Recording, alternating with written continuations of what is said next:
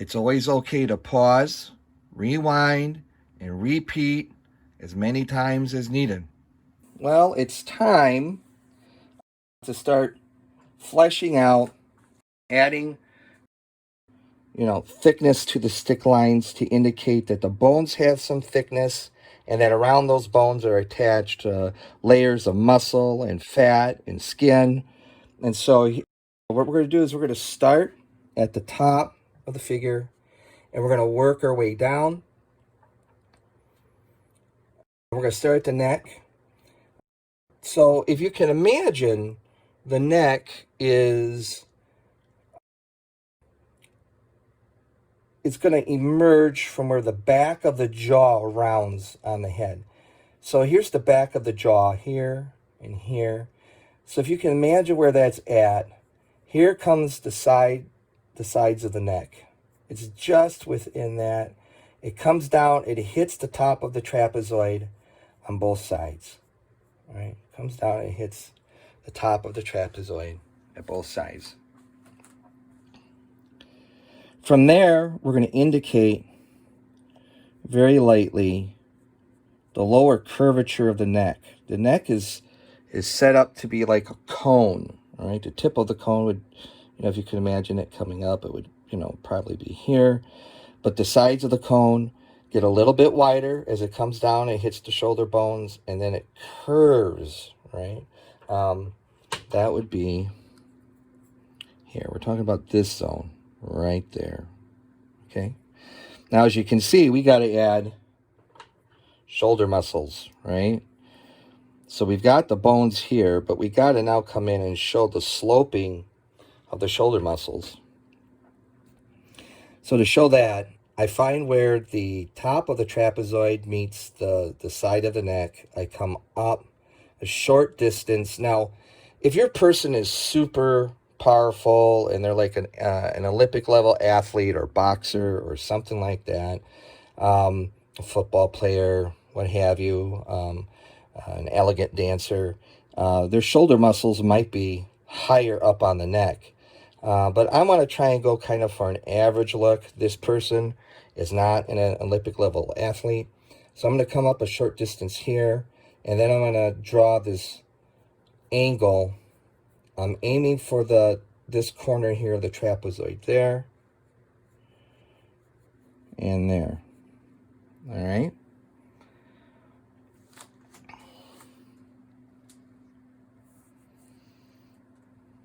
All right. So next, we got to come in, and we're going to, right at the halfway point of the torso, we are going to indicate like a slight angle change here out to the hips. Notice this curvature coming out to the hip. I'm going to emphasize that if you compare the male form to the female form, women have hips that are curvier than men's. You can really see it, compare them.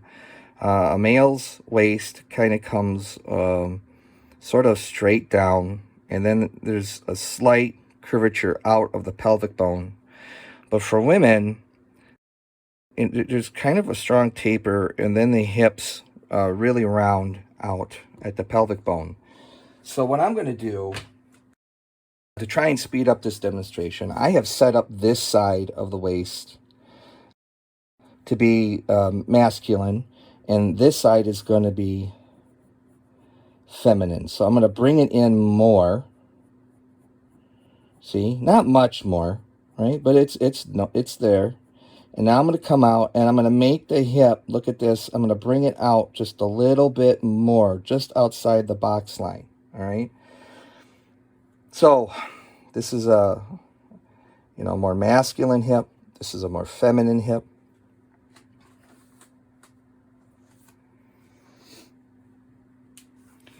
All right.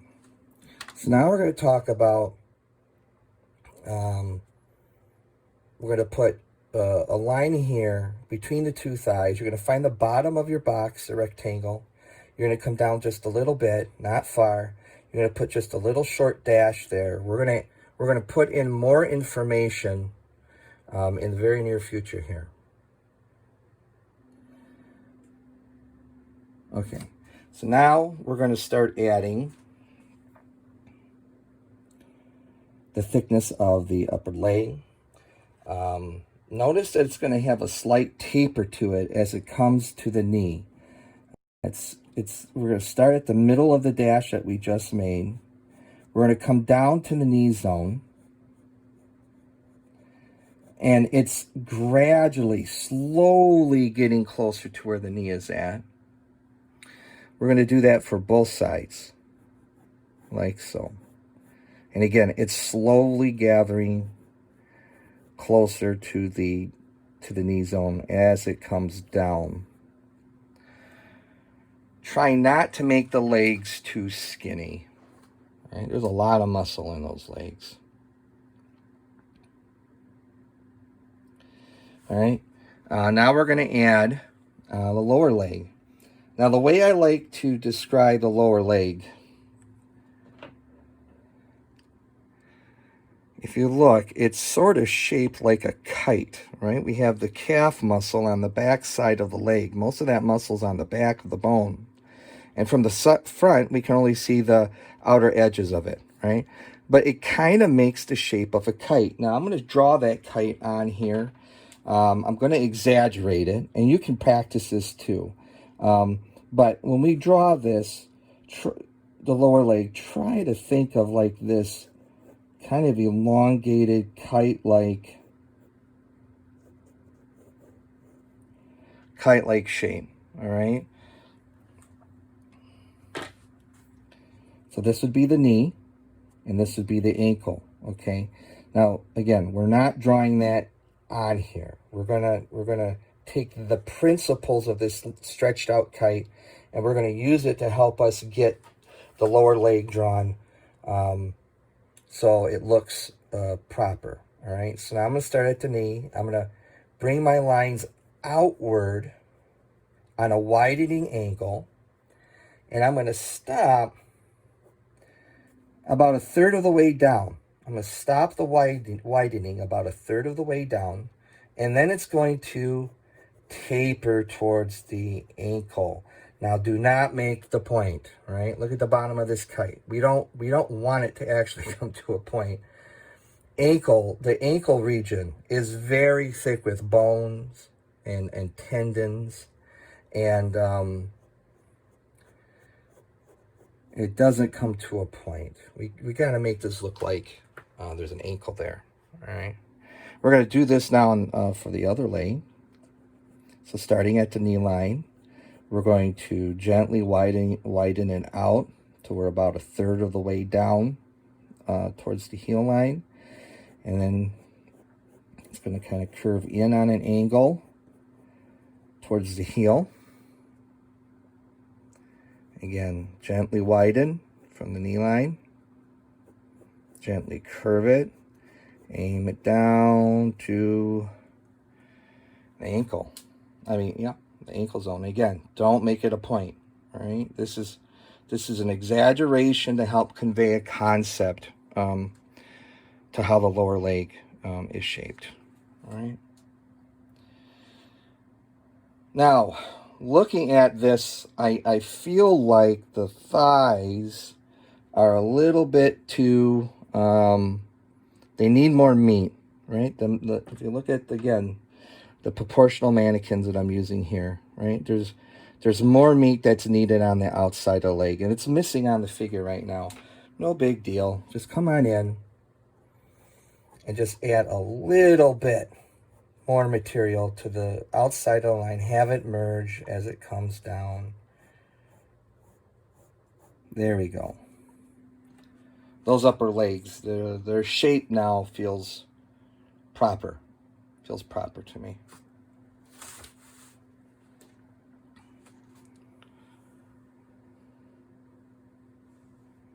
Okay, let's talk about the length of the feet. Some of you might have been thinking, holy cow, right? When I was drawing the stick figure, this person's a jackrabbit, right? They have huge feet. They have huge feet, right? But hate to break it to you, folks. People, feet are pretty big. They're long, right? How long? Well, if I grab this figure here and their foot, you will find out. Holy cow! Are you kidding me? The foot is as long as the head. Yep. Yep. It doesn't matter.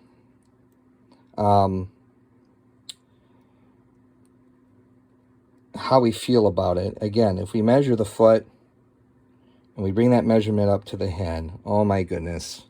Yep. Your foot is as long as your head. Okay. So these stick lines we're going to check their length, and we're going to make sure that they're the right length. How we're going to do that? Well, we're going to grab our noggin, right? We're going to grab our measurement from the top of the head to the chin. And now we're just going to check it. Check the lines for the feet. And I made it a little too long on the front. That's where the toe should be, right? That's from the back of the heel to the toe. And let's check it here. And I got that one just right, right?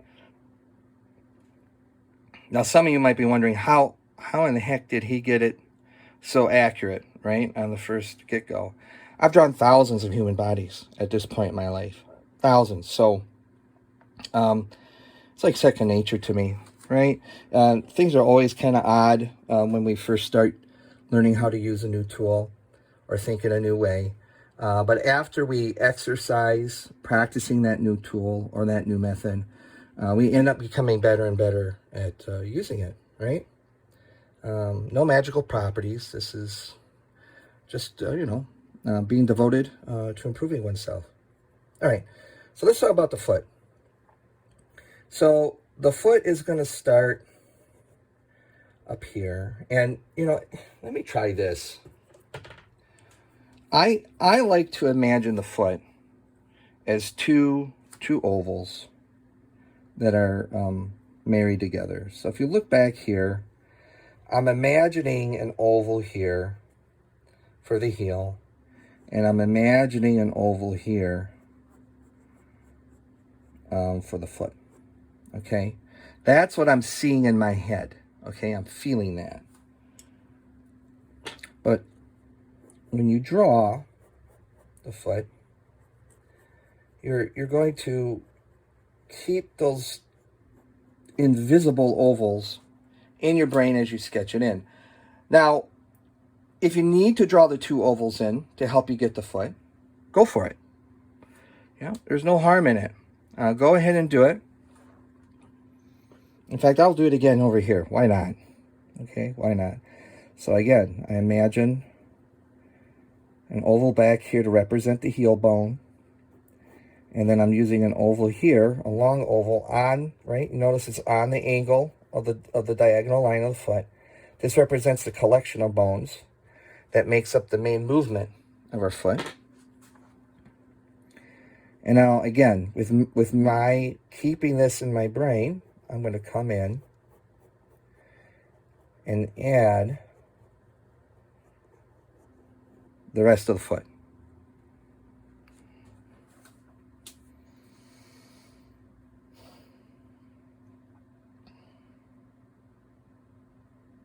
All right, let's talk about adding in arms. Arms are a collection of a series of muscles, all right?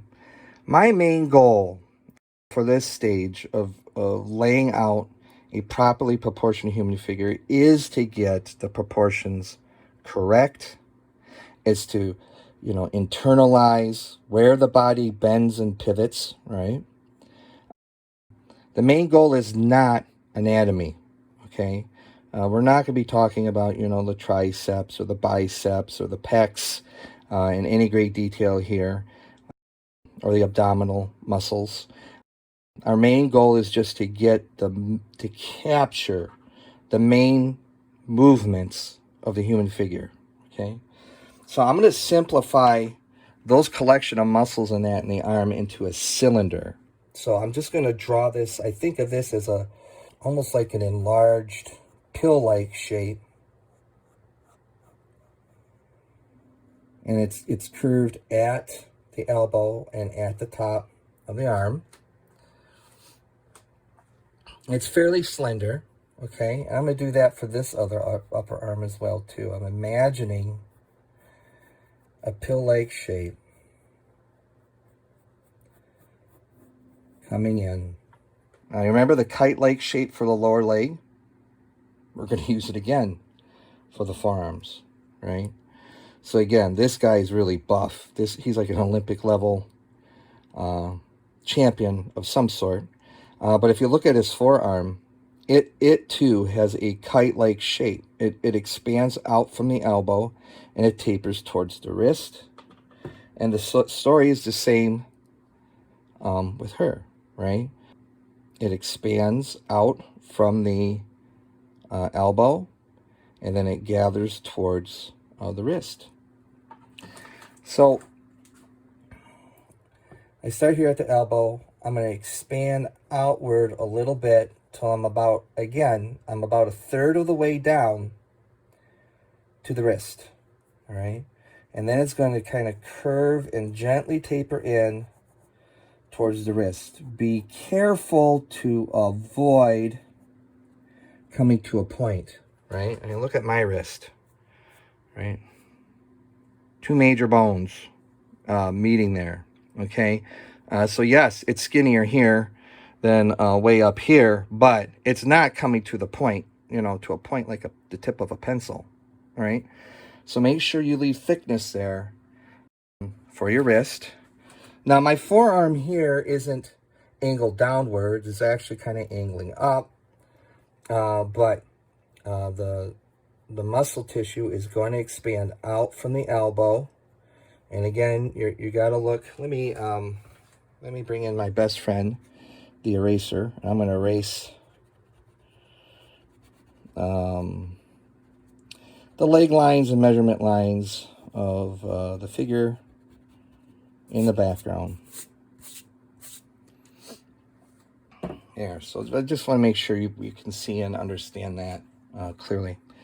So at this point, it's going to start tapering again, gently and slowly to the wrist. Does not come to a gathered point as with this pencil. All right, does not come to a gathered point as with this pencil. All right. Okay, now what we should have right now and feel really, really good about is we have a proportional human figure that is very convincing. Look at that. The artwork looks good enough to kiss. Just look how much we can grow just by keeping it super simple so that we can keep our artwork soundly structured. Having grit and never giving up really paid off. I'm proud of your efforts. Don't forget to subscribe, like, and click to be notified whenever there's new content added to the channel. Keep up your great efforts. They will pay off with praiseworthy growth. Until next time.